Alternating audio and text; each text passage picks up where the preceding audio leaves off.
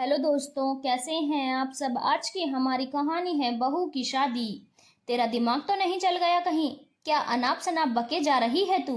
तू इस घर की बहू है, बहू। हमारा मान और सम्मान हमने तुझे थोड़ी छूट क्या दे दी?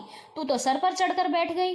अरे मेरे बेटे को तो खा ही गई, अब क्या घर की मान मर्यादा और इज्जत को भी बेचकर खाएगी? तूने क्या सोचा, दो पैसे कमाती है तो जो तू कहेगी हम मानते जाएंगे? धौंस जमा लेगी हम सब पर? ऐसा हरगिज नहीं हो सकता। तुझे तो ना अपने दायित्व का ख्याल है ना इज्जत का।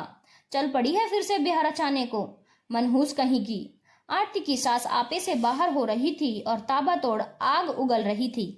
तो मैंने अपने दायित्वों से कब इनकार किया है माँ जी? मैं आप सबका पूर्वत ध्यान रखती रहूंगी। फर्क सिर्फ इतना है कि मेरे साथ मेरे जीवन में अब रमन भी होंगे।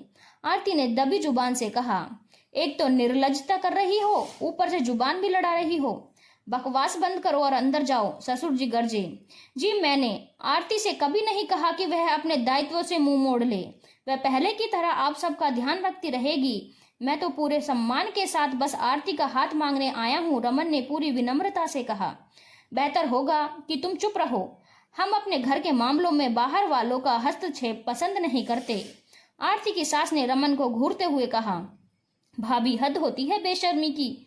अगर आपको अपनी जिम्मेदारियां नहीं निभानी थी तो ना निभाती। इन महाशय को क्यों प्रेम जाल में फंसा लिया? आरती की ननद मोनिका क्यों पीछे रहती? उसने भी ढिठाई के साथ कड़वाहट बिखेर ही दी। आरती को सबने मिलकर अपराधिनी की तरह कटघरे में खड़ा कर रखा था। मानो आरती ने कातर स्वर में कहा, माँ जी, मेरे पति पुनीत की मृत्यु हृदय गति रुक जाने से हो गई।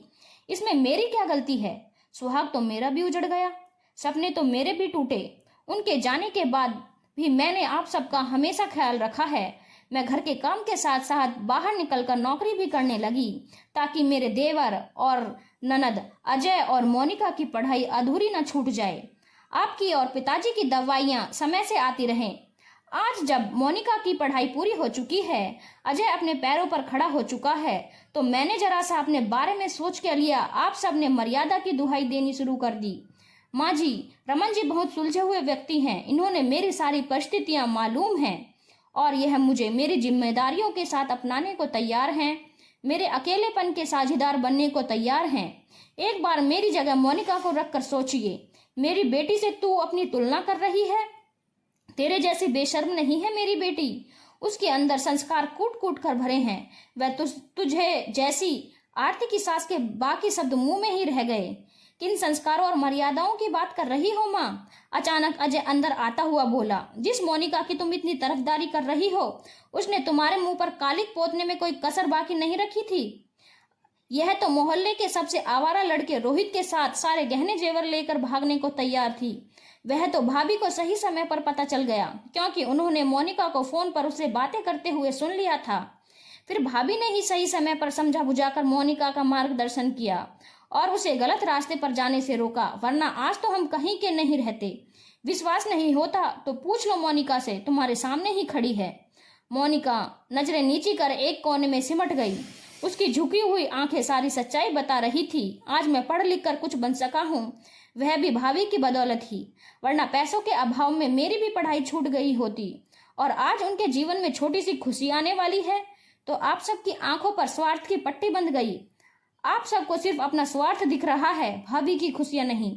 लेकिन मैं भाभी के साथ हूँ। रमन बाबू, आप विवाह की तैयारियां प्रारंभ करें। और माँ, अगर तुम्हें समाज की इतनी ही चिंता है तो कोई पूछे तो कह देना कि अपनी इस बहन का विवाह अजय करवा रहा है। आप सबको मेरा साथ देना है तो दो, अन्यथा मैं अकेले सब कुछ संभालने में समर्थ हूँ।